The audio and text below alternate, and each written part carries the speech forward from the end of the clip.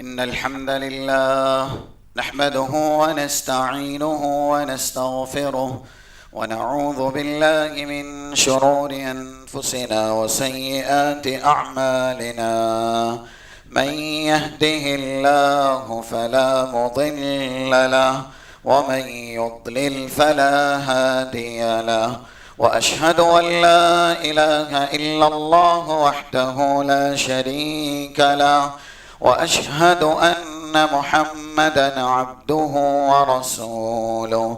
يا أيها الذين آمنوا اتقوا الله حق تقاته ولا تموتن إلا وأنتم مسلمون.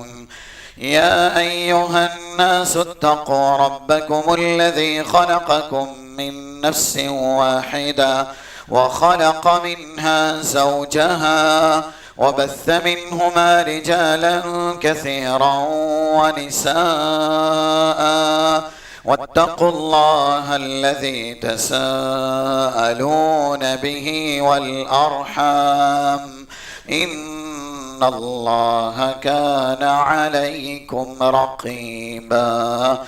يا أيها الذين آمنوا اتقوا الله وقولوا قولا سديدا يصلح لكم أعمالكم ويغفر لكم ذنوبكم، ومن يطع الله ورسوله فقد فاز فوزا عظيما. أما بعد، فإن خير الحديث كتاب الله، وخير الهدي هدي محمد صلى الله عليه وسلم، وشر الأمور محدثاتها، وكل محدثة بدعة، وكل بدعة ضلالة، وكل ضلالة في النار. قال الله سبحانه وتعالى في كلامه المجيد: أعوذ بالله من الشيطان الرجيم.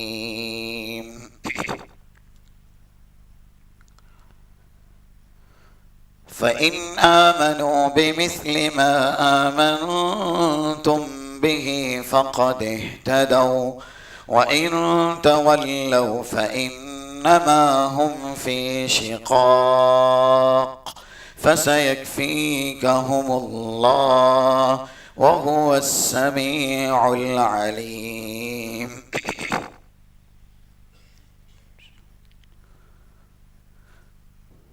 خطبہ مسونہ کے بعد سورۃ البقرہ کی ایک چھوٹی سی آیت کریمہ 137 نمبر کی تلاوت کی گئی۔ قرآن اور حدیث کی روشنی میں مختصر سے وقت میں جس موضوع پر گفتگو کرنی ہے وہ ہے منہج سلف۔ یہ عنوان سلف صالحین کا منہج، سلف صالحین کا طریقہ آج کے وقت میں اسلام اور ایمان پر باقی رہنے کے لیے، ایسے ہی کتاب و سنت کی صحیح تعلیمات اسے عملی جامہ پہنانے کے لیے بے انتہائی ضروری ہے۔ جب تک ایک انسان یہی نہیں سمجھے گا دین کس سے لینا چاہیے اور کن لوگوں کی کسوٹی پر دین کو سمجھنا چاہیے اور دین کو عملی جامہ پہنانا چاہیے، اگر یہ سمجھ نہیں سکا تو جیسے آج کل ہم اپنے گرد و پیش میں دیکھتے ہیں، بہت سے اسلام اور ایمان کے دعوے دار دین کے نام پر وہ افعال یا وہ حرکات انجام دیتے ہیں جنہیں وہ براہ راست عبادت کہتے ہیں، جبکہ صحیح قرآن اور حدیث کے نصوص میں ان کو جانچا جائے یا ان کی تفتیش کی جائے تو یہ بات بالکل عیاں ہو جاتی ہے کہ وہ ساری خرافاتیں جنہیں ایک انسان کتاب و سنت کا علم نہ ہونے کی وجہ سے عبادت قرار دے رہا ہے، محض اور محض دین سے دوری اور ایسے ہی اللہ اور اس کے رسول کی نافرمانی پر مبنی ہے۔ اس لیے منہج سلف، اس کا جو لفظی مفہوم ہے وہ سماعت کر لے۔ منہج عربی زبان کا لفظ ہے جس کا معنی ہوتا ہے ایسا صاف راستہ جو بالکل روشن ہو اور واضح ہو۔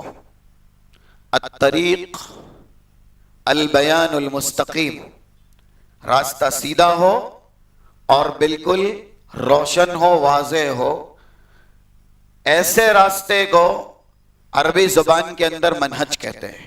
اللہ نے جتنی شریعت آسمان سے نازل کی اس کے بندوں کی ہدایات کے لیے، کیونکہ رسول اللہ سے پہلے بھی بہت سے انبیاء رسول دنیا کے اندر مبعوث ہوئے اور انہیں بھی اللہ کی طرف سے شریعتیں دی گئی۔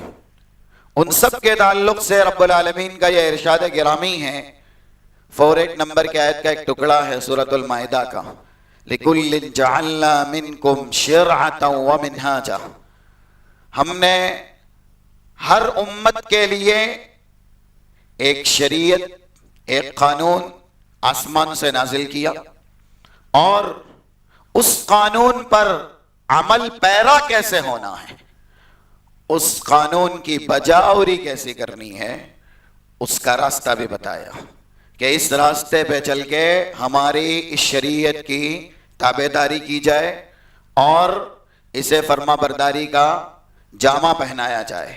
مثال کے طور پر ہم اپنی شریعت لیتے ہیں، یعنی شریعت محمدیہ، رسول اللہ صلی اللہ علیہ وسلم کو جو شریعت دی گئی۔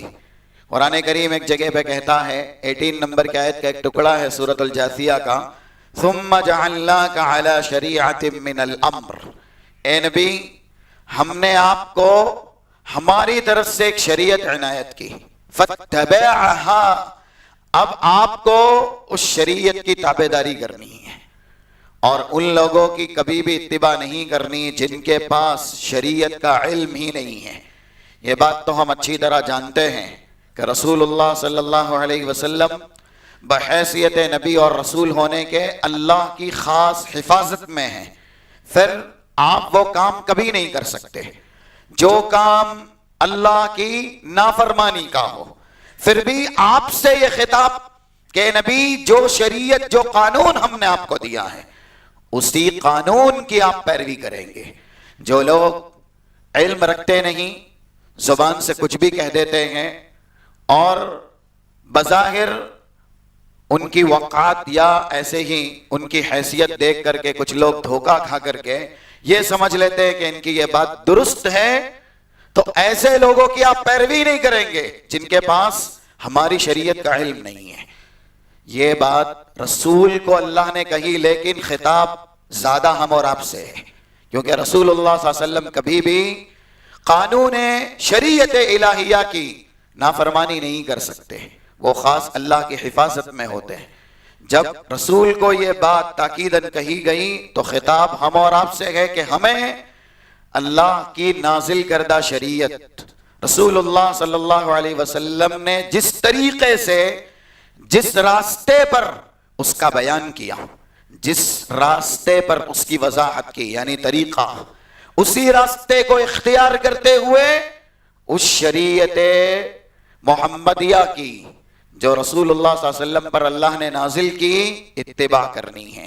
اس لیے منہج کا مطلب ہوتا ہے جو واضح سیدھا راستہ۔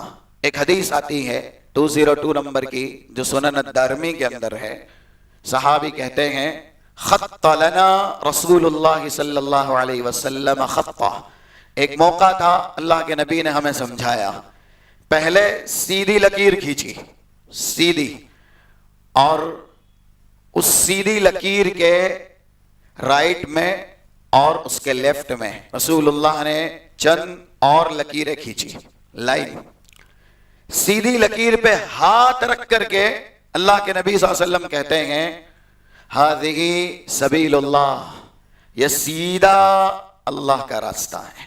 اور قرآن کریم کی وہ آیت آپ نے پڑھی غالباً 153 نمبر کی سورہ انعام کی، وَأَنَّ هَذَا صِرَاطِي مُسْتَقِيمًا، یہ میرا سیدھا راستہ ہے، رسول اللہ کہہ رہے ہیں۔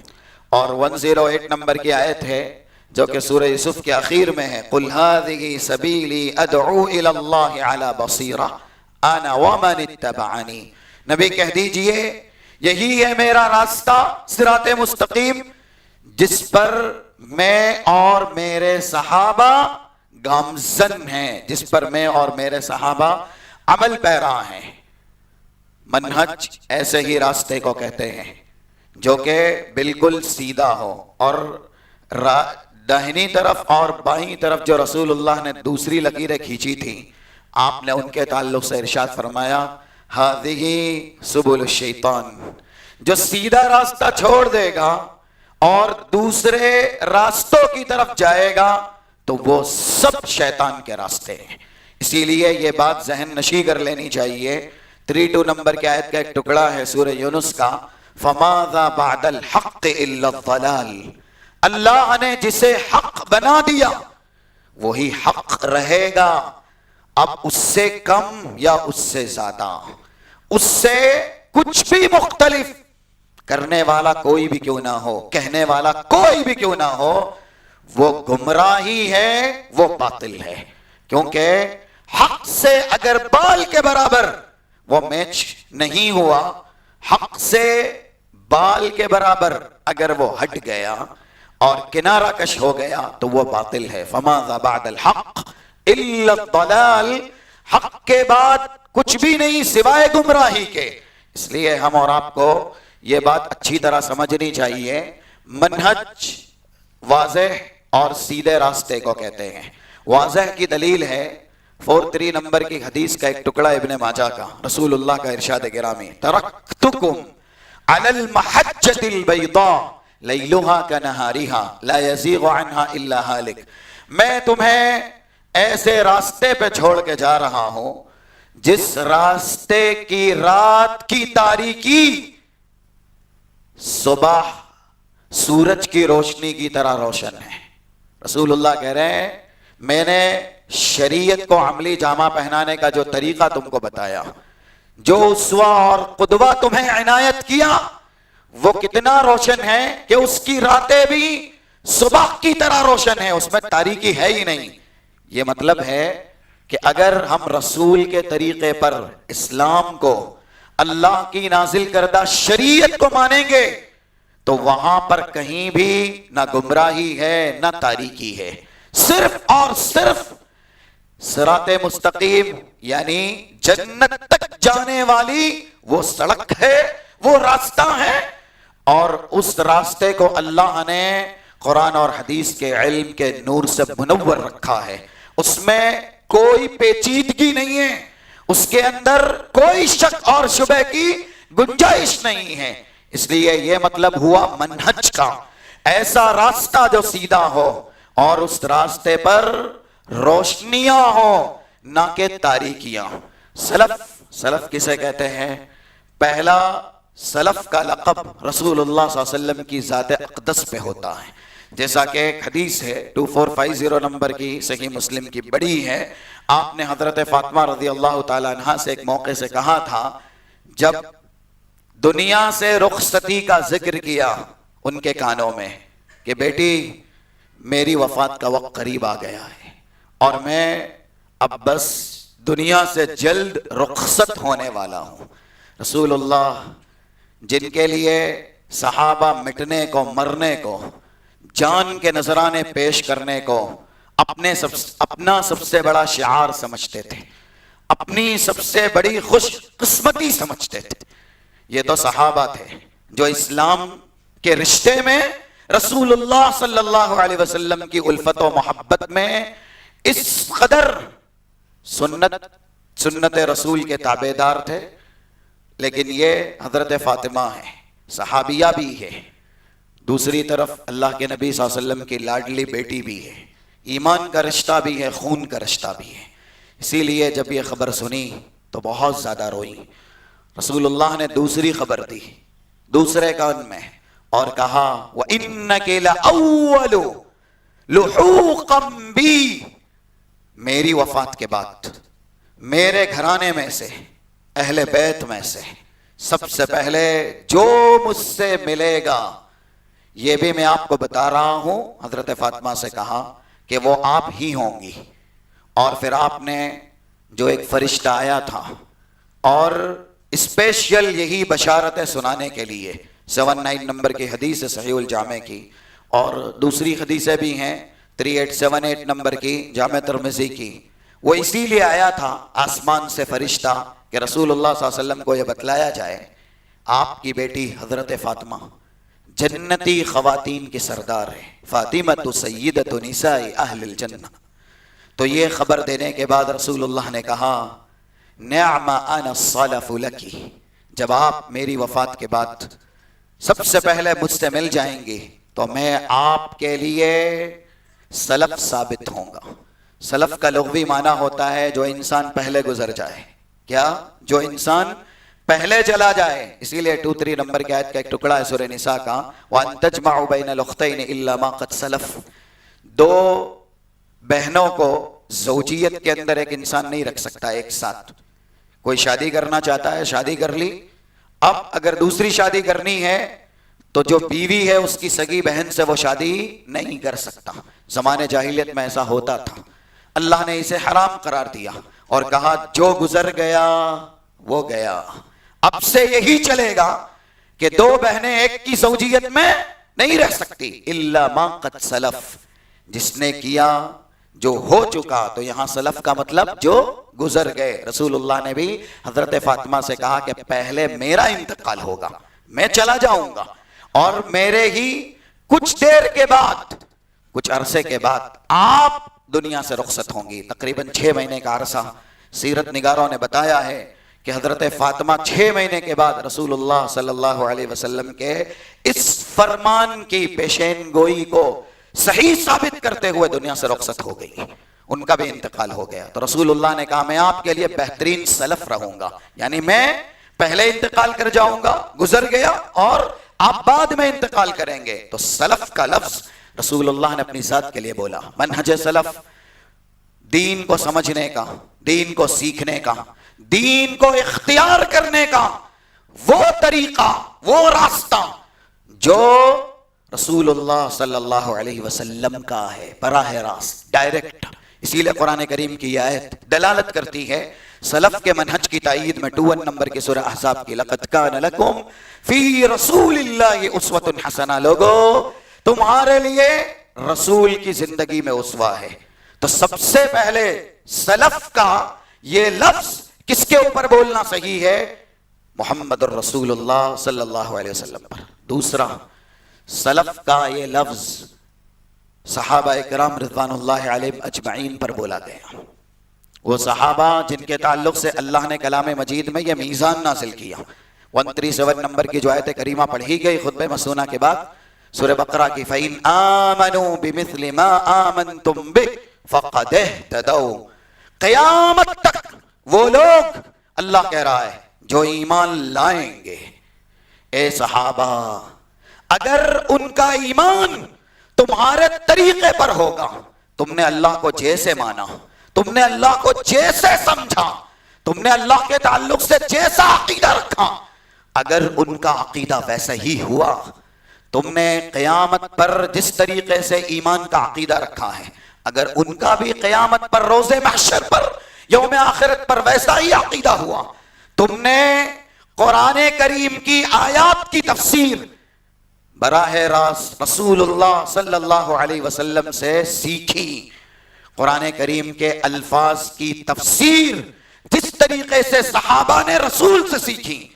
جو لوگ قیامت تک ایمان لانے والے ہیں، اگر قرآن کریم کی تفسیر ویسے ہی کرتے رہیں گے، ویسے ہی مانتے رہیں گے، اور اس سے بھی بڑھ کر کے محمد الرسول اللہ صلی اللہ علیہ وسلم سے احادیث سن کر کے تم نے جس طریقے سے اسلام کو اسلام سمجھایا، دین کو دین بتلایا، اس طریقے پر اگر کوئی اسلام لائے گا، اس طریقے پر کوئی دین اختیار کرے گا، تب ہی وہ ہدایت پر ہوگا۔ فَإِنْ آمَنُوا بِمِثْلِ مَا آمَنْتُمْ بِهِ فَقَدْ اهْتَدَوْا۔ یہ سن لیا آپ نے، یہ صحابہ ہیں جن کے زمانے میں قرآن آسمان سے اترا، جن کے زمانے میں بنفس نفیس محمد الرسول اللہ صلی اللہ علیہ وسلم موجود تھے، اور یہ شرف صرف انہی کو حاصل ہے۔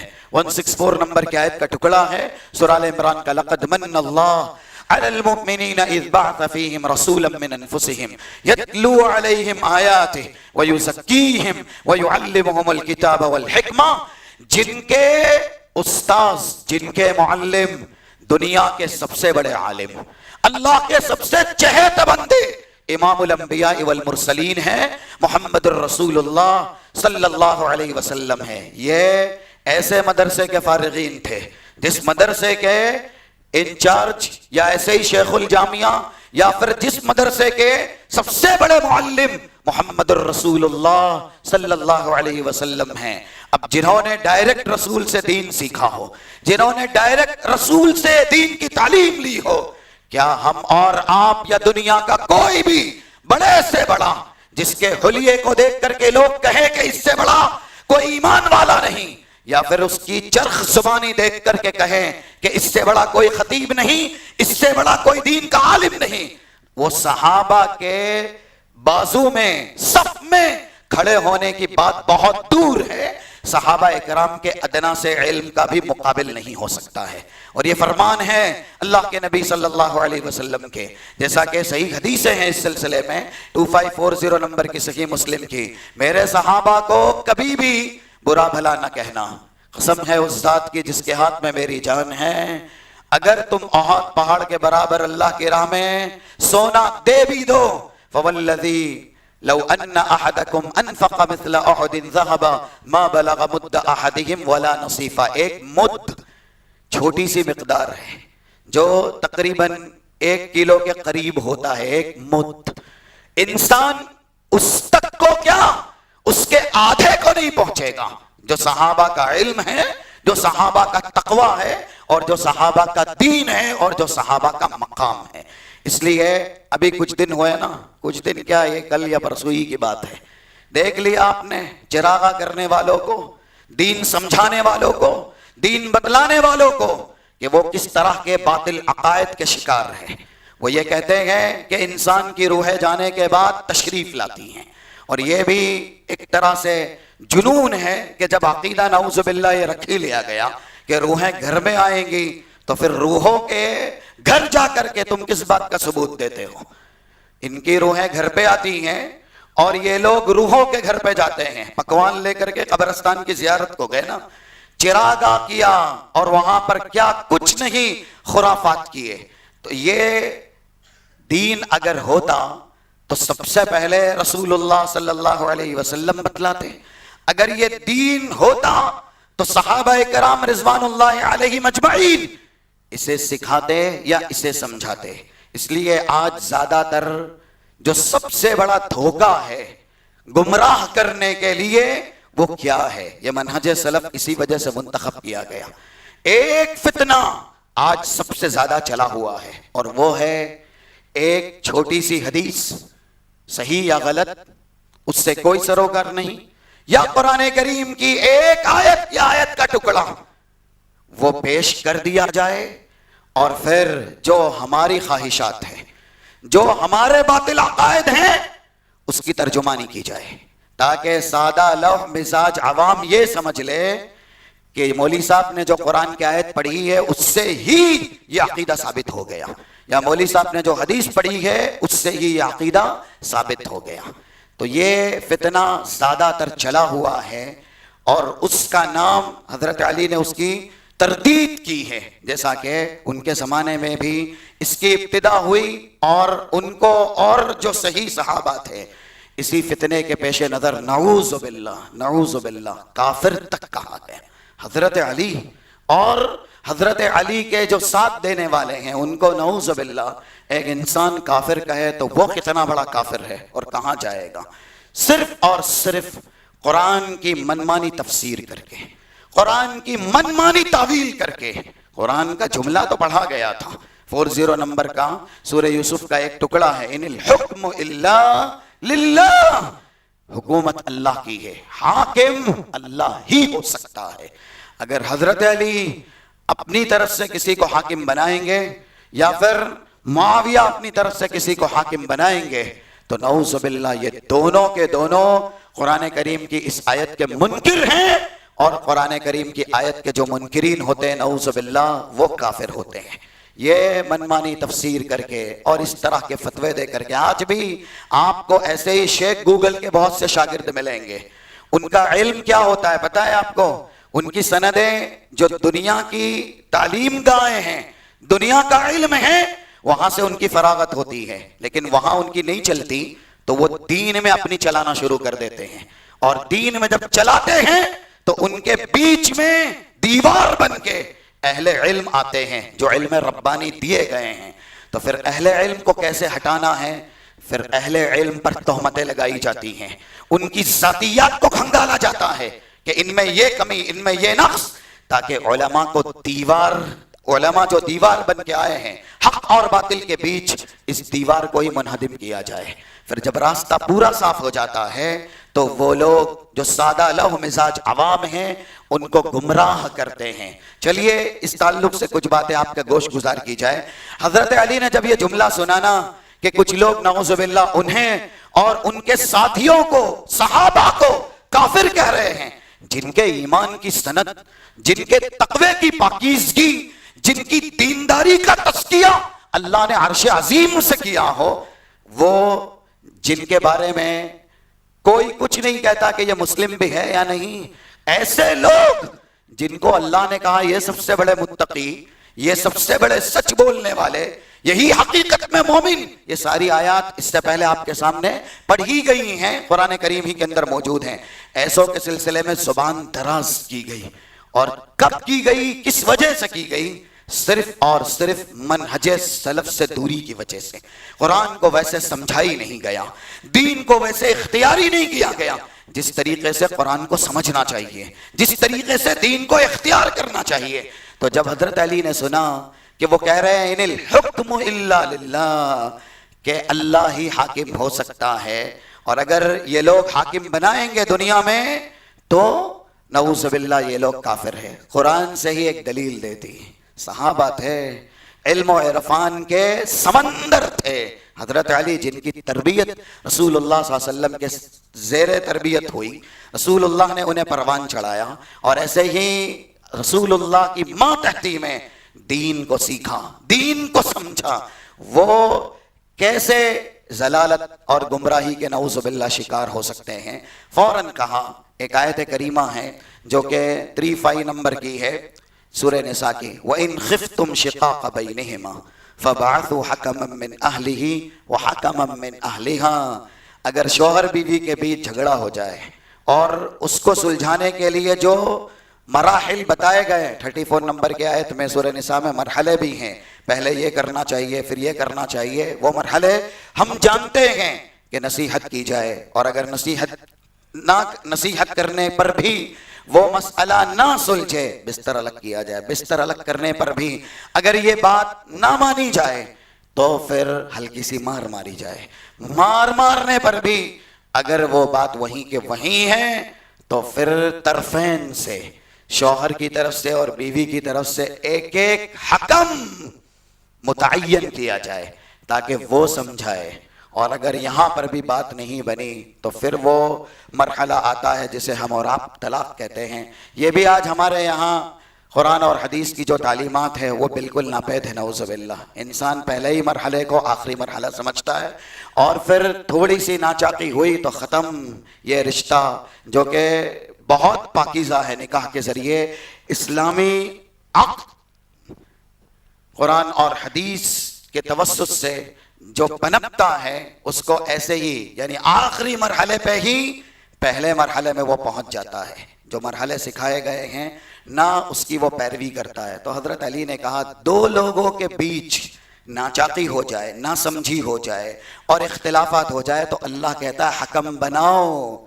یہ پوری امت محمدیہ ہے، لاکھوں سے زیادہ صحابہ ہیں، ان کے بیچ اجتہادی غلطیاں ہوئی ہے تو پھر حکم بنانے چاہیے نا. دیکھیے قرآن کی ایک آیت دوسری آیت کی تفسیر ہے، دوسری آیت کا بیان ہے، اور اس کا کیا مطلب ہے؟ ان الحکم الا للہ، کہ اصل حاکم اللہ ہی ہے. یعنی جو قانون بنائے گا، جو شریعت بنائے گا، وہ ذات تو اللہ ہی کی ہے نا، شریعت کوئی اور نہیں بنا سکتا. باقی شریعت کی خاطر، شریعت سمجھانے کے لیے آپ کسی کو جج بنا سکتے ہیں، آپ کسی کو حکم بنا سکتے ہیں. تو بہرحال جب یہ جملہ سنا تو کہا قول الحق ارید بہ الباطل. یہ مستدرک حاکم کے اندر ہے 2657 نمبر سے. لوگ بات اپنی زبان سے حق کرتے ہیں لیکن جو اس کا مفہوم نکالتے ہیں نا وہ مفہوم باطل ہوتا ہے. تو آج دیکھیے لوگوں نے کہا کہ یہ رات جگنی چاہیے نا. کیوں بھائی؟ قرآن کریم کی ایک آیت پڑھی گئی سورہ دخان کی جس میں رات کا ذکر موجود ہے. آیت نمبر 34 میں انا انزلناہ فی لیلۃ مبارکہ انا کنا منذرین، ہم نے اس قرآن کو برکت والی رات میں نازل کیا.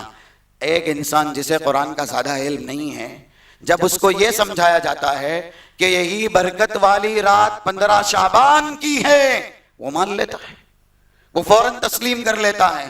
لیکن دیکھیے اللہ کہتا ہے ہم نے برکت والی رات میں اس قرآن کو نازل کیا. تو اب یہ رات کس مہینے کی ہے؟ قرآن کریم کی دوسری آیت. ایک آیت سے اگر انسان مسئلہ ثابت کرنا چاہے گا تو مسئلہ ثابت نہیں ہوتا. آیات حدیث آیات دونوں ملانی پڑتی ہیں. دین اور شریعت مجموعہ ہیں، کتاب اور سنت کا، قال اللہ اور قال الرسول کا. 59 نمبر کی آیت کا ایک ٹکڑا ہے سورہ نساء کا فَإِن تَنَازَعْتُمْ فِي شَيْءٍ فَرُدُّوهُ إِلَى اللَّهِ وَالرَّسُولِ. اگر دین کے کسی مسئلے میں ایک سے زیادہ رائے ہو جائے، جیسا کہ بہت سے مسائل میں ہیں، کوئی کہتا ہے یہ صحیح، دوسرا کہتا ہے یہ صحیح، تو پھر حل کے لیے، فیصلے کے لیے کہاں رجوع کرنا چاہیے؟ فیصلے کے لیے رجوع کیا جائے گا اللہ کی کتاب کی طرف اور رسول اللہ صلی اللہ علیہ وسلم کی سنت کی طرف. تو ایک آیت بتائی جاتی ہے کہ ہم نے اس قرآن کو برکت والی رات میں نازل کیا. اب یہ برکت والی رات زبان سے کہہ دیا گیا 15 شعبان ہے، جبکہ منہج ہم کو سکھایا گیا، ہم کو اللہ کی طرف سے تاکید کی گئی کہ جیسے صحابہ نے قرآن سمجھا ہے اس طریقے پر قرآن سمجھو. جس طریقے سے صحابہ اکرام نے تفسیر کی اس طریقے سے تفسیر کرو. تو صحابہ کا طریقہ یہ ہے کہ قرآن کریم کی ایک مجمل آیات کی تفسیر دوسری جو محکم آیات ہے اس سے کی جاتی ہے. 185 نمبر کی آیت ہے سورہ بقرہ کی شہر رمضان الذی انزل فیہ القرآن. رمضان کا مہینہ وہ ہے جس میں ہم نے قرآن کو نازل کیا. اس آیت سے مہینہ تو طے ہو گیا نا کہ وہ کون سا ہے؟ رمضان کا مہینہ. اب جب مہینہ طے ہو گیا جس میں قرآن نازل ہوا ہے تو یہاں پر یہ آیت میں اللہ کہہ رہا ہے ہم نے اسی قرآن کو برکت والی آیت، برکت والی رات میں نازل کیا. تو جب مہینہ رمضان کا ہے تو یہ برکت والی رات شعبان کی کہاں سے آ گئی؟ یہ ہے دھوکہ اور یہ ہے گمراہی کا راستہ جو کہ اسی فتنے کے پیش نظر قول الحق ارید بہا الباطل. زبان سے تو وہ آیت پڑھیں گے قرآن کی، زبان سے تو وہ حدیث پڑھیں گے، لیکن اس کا مطلب اور اس کا مفہوم جو صحیح ہے وہ نہیں بتائیں گے. اب یہ آیت تو پڑھ دیتے ہیں کہ برکت والی رات میں ہم نے قرآن نازل کیا اور لوگوں سے کہہ دیا کہ یہی 15 شعبان کی رات برکت والی ہے. کیوں بھائی؟ تو قرآن کریم کہہ رہا ہے کہ ہم نے رمضان کے مہینے میں قرآن نازل کیا تو رات بھی تو رمضان کے مہینے کی ہوگی نا. کب سے 15 شعبان رمضان میں چلا گیا؟ یہ ہے قرآن کریم سیکھنا، قرآن کریم سمجھنا اور دین کا مسئلہ اختیار کرنا۔ اسی لیے لیلۃ القدر شعبان میں ہے یا لیلۃ القدر رمضان میں ہے، یہ بھی کہا گیا ہے کہ یہی 15 شعبان ہی لیلۃ القدر بھی ہے، نعوذ باللہ۔ اور وہ جھوٹی حدیث ہیں، جیسا کہ 739 نمبر کی امام ترمذی نے ایک حدیث نقل کی۔ اب کہتے ہیں امام ترمذی نے حدیث تو نقل کی ہے، تم امام ترمذی سے بڑھ کے محدث ہو گئے، تم امام ترمذی سے بڑھ کے عالم ہو گئے، لیکن ان کو بیچاروں کو یہ نہیں پتا کہ امام ترمذی اپنی کتاب جامع میں، جامع ترمذی میں حدیث صحیح بھی نقل کرتے ہیں اور حدیث ضعیف بھی نقل کرتے ہیں، جانتے ہوئے بھی جو ضعیف حدیث ہے اس کو امام ترمذی نے اپنی کتاب کے اندر جگہ دی۔ کیوں بھائی؟ کس لیے ضعیف حدیث کو کیوں نقل کیا گیا؟ اسلام کی تبلیغ کے 2 سنہرے پہلو ہیں، پہلا بھلائی کا حکم دینا، دوسرا برائی سے روکنا، یہی ہے تبلیغ کے 2 سنہرے پہلو۔ صحیح حدیثیں بھلائی کا حکم ہے، اور جن حدیثوں کو لوگ صحیح مان لیتے ہیں لیکن وہ سندن صحیح نہیں ہے، تو ان حدیثوں کو ذکر کر کے یہ سمجھایا جائے کہ یہ حدیث صحیح نہیں ہے، تاکہ جو دوسرا سنہرا پہلو ہے، برائی کو جنہوں نے بھلائی سمجھ لیا ان کی آنکھیں کھولی جائے اور ان کو یہ بتلایا جائے کہ یہ برائی ہے نہ کہ بھلائی ہے۔ انکار منکر، جو لوگ منکر پر نکیر کرتے ہیں حقیقت میں وہی امر بالمعروف کا فریضہ انجام دیتے ہیں۔ اگر آپ توحید کی بات کریں نا تو صرف اور صرف یہ کافی نہیں ہے کہ آپ یہ سمجھائیں اللہ ہی کی عبادت کریں، آپ کو یہ ضرور کہنا ہوگا اللہ کے علاوہ کی عبادت نہ کریں۔ آپ اگر یہی سمجھاتے ہیں اللہ ہی کی عبادت کریں، توحید کی فضیلت، جب تک شرک کر آپ کا بیان نہیں ہے یا شرک کی تردید نہیں ہے اور شرک کے خلاف جو بھی قرآن اور حدیث کے دلائل ہیں وہ آپ نے نہیں بیان کیے، آپ توحید کے بارے میں نہیں سمجھا سکتے۔ اسی لیے قرآن کریم نے دیکھیں کہیں کہیں اسلوب کیا اختیار کیا، 36 نمبر کی آیت کا ٹکڑا ہے سورہ نساء کا، وَاعْبُدُوا اللَّهَ وَلَا تُشْرِكُوا بِهِ شَيْئًا، اللہ ہی کی عبادت کرو۔ اور عبادت کیسے قبول ہوگی؟ جب تم عبادت کرو گے ایمان کی حالت میں، شرک سے دور رہتے ہوئے۔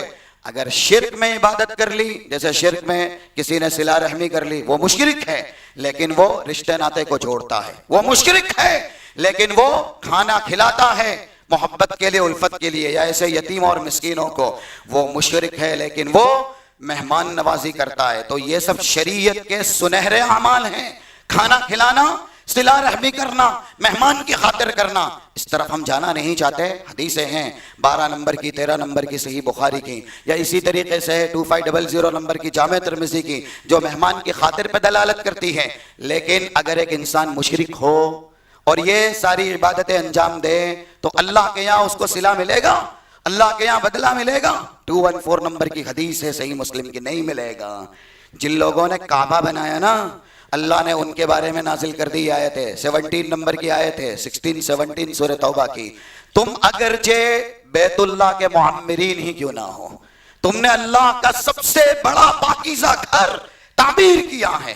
ما کان للمشرکین ان یعمروا مساجد اللہ شاہدین علی انفسہم بالکفر، لیکن تمہارے سینوں میں جب تک شرک ہے، جب تک کفر ہے، تمہاری یہ عبادت اللہ کے یہاں قابل قبول نہیں ہے۔ تو 2 سنہرے پہلو ہوتے ہیں، ایک بھلائی کا حکم دینا، دوسرا برائی سے روکنا۔ تو امام ترمذی نے یہ حدیث نقل اس وجہ سے کی تاکہ لوگوں کو بتایا جائے کہ یہ حدیث صحیح نہیں ہے۔ اس لیے اگر انسان زبان سے قرآن کی آیت پڑھتا ہے یا حدیث کا ٹکڑا پڑھتا ہے، حدیث صحیح نہیں ہے یا قرآن کی آیت کا معنی صحیح نہیں لیا گیا ہے، تو یہ منہج سلف کی سراسر خلاف ورزی ہے۔ ایک اور بات دیکھیے، آج یہ عقیدہ رکھا جاتا ہے کہ رسول اللہ صلی اللہ علیہ وسلم کون ہے؟ نور ہیں۔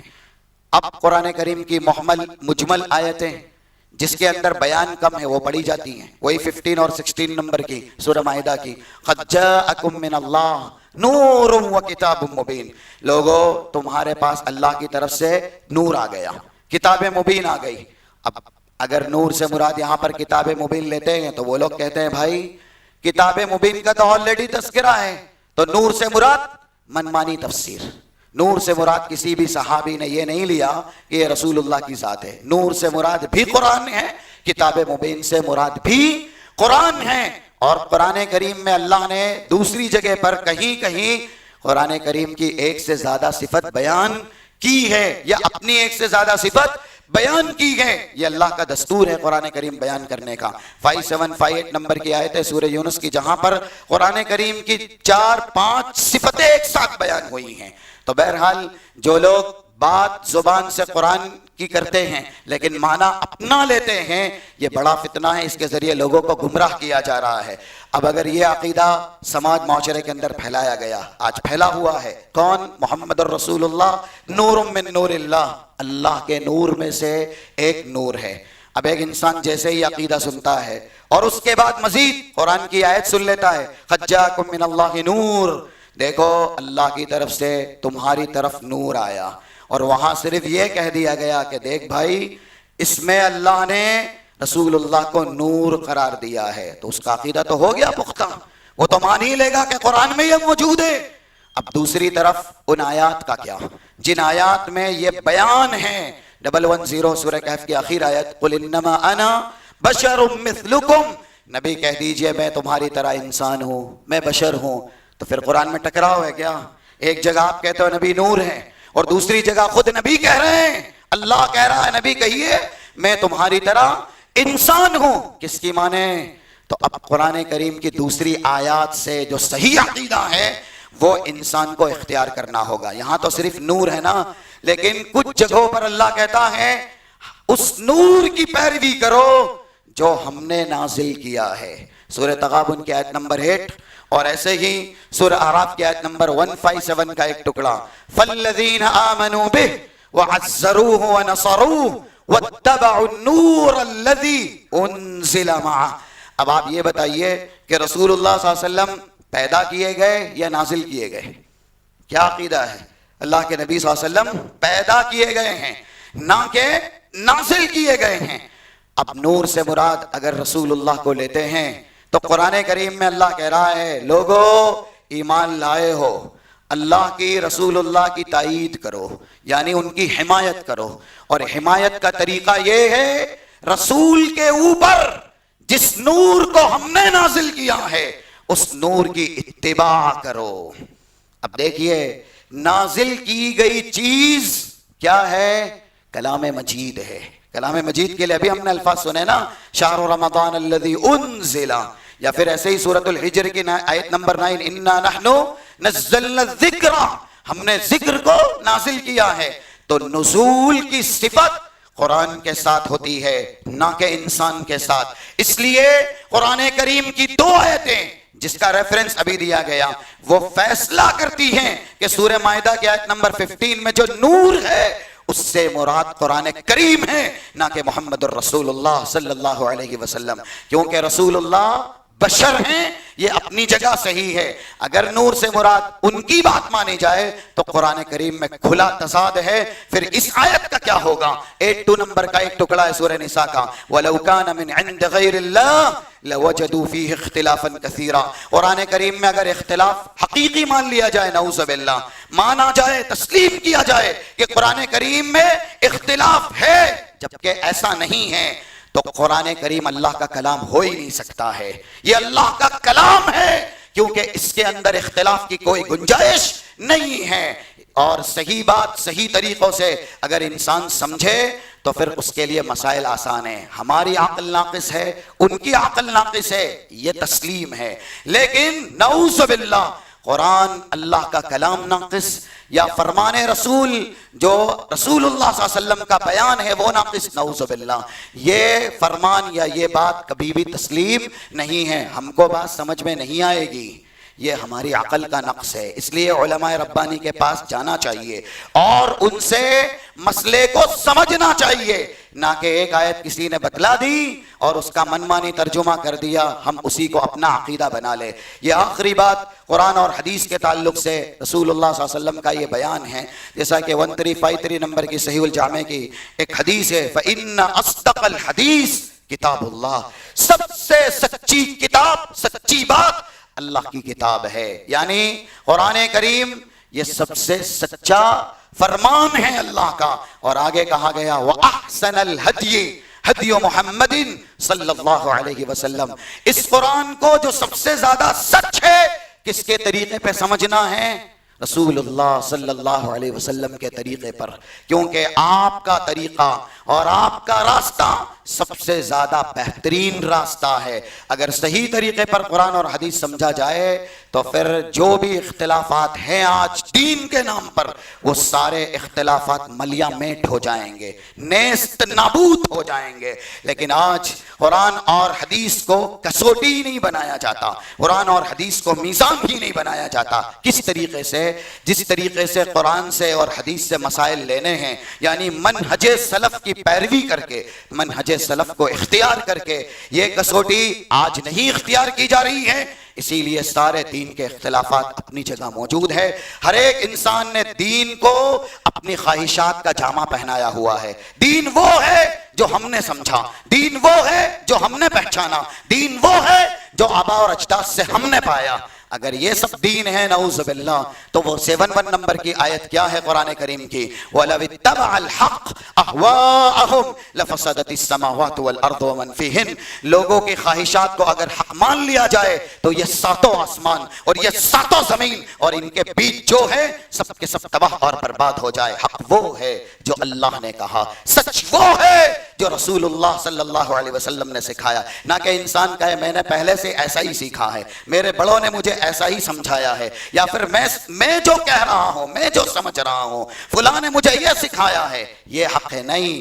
حق وہ ہے جو اللہ نے کہا, جو رسول اللہ نے کہا. اور سمجھا کس کے طریقے پہ جائے گا؟ رسول اللہ اور صحابہ کے طریقے پر, منہج سلف پر. جتنے بھی اختلافات ہیں چھوٹے اور بڑے, اگر آج اس کسوٹی کو اختیار کیا جائے کہ آؤ قرآن اور حدیث جو دلیلوں کے طور پر دی جاتی ہے کہ ہم بھی تمہیں قرآن سناتے ہیں, ہمارا یہ موقف ہے, اور آپ بھی قرآن سنا رہے ہو, آپ کا یہ موقف ہے, تو پھر اس کی فہم جو صحابہ کی ہے وہ لے لیتے ہیں, اس کی فہم جو رسول اللہ کی ہے وہ لے لیتے ہیں. قرآن کی فہم اگر رسول اللہ کے طریقے پہ لی گئی, صحابہ کے طریقے پہ لی گئی, تو اسی وقت اختلاف زندہ درگور ہو جائے گا, اختلاف اپنی موت مر جائے گا. لیکن یہاں پر صرف بہانہ ہے قرآن کا, بہانہ ہے فرمان رسول کا, منمانی کرنی ہے, اپنے جذبات کو, اپنی خواہشات کو دین کا جامہ پہنائے رکھنا ہے. جو دکان چلی ہے اس کو چلائے رکھنا ہے. اس لیے یہ کسوٹی اختیار نہیں کی جاتی, یہ منہج سلف ترازو نہیں بنایا جاتا, یہ میزان کے طور پر نہیں تسلیم کیا جاتا. رب العالمین سے دعا ہے اللہ ہمیں قرآن اور حدیث کو اسی فہم پر سمجھنے کی توفیق اور سعادت نصیب فرمائے جو کہ رسول اللہ کی ہے اور آپ کے صحابہ کرام رضوان اللہ علیہم اجمعین کی ہے. وصلی اللہ علی نبینا محمد وعلی آلہ وصحبہ اجمعین.